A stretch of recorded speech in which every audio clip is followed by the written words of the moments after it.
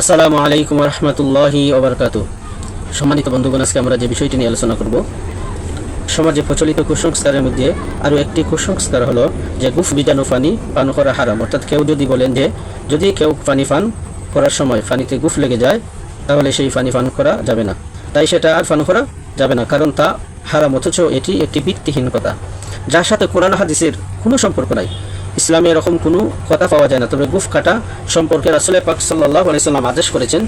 যেমন গুফ কাটার বিষয়ে রাসূল পাক সাল্লাল্লাহু আলাইহি সাল্লাম বলেন, বুখারী শরীফের 5892 নং হাদিস, আল্লাহ রাসূল সাল্লাল্লাহু আলাইহি সাল্লাম ইরশাদ করেন, খালিফুল মুশরিকিনা ওয়াফারুল হাইয়া ওয়া আহফুশ শাওয়ারিবা।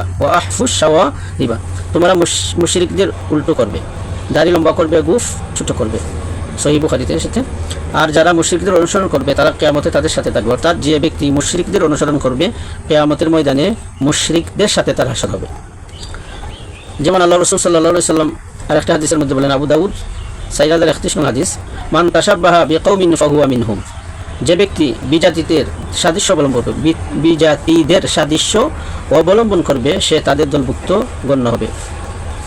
এছাড়া যারা গুফ লম্বা রাখে তাদেরকে রাসূল সাল্লাল্লাহু আলাইহি সাল্লাম তার উম্মত হিসেবে অস্বীকার করেছেন। যেমন রাসূল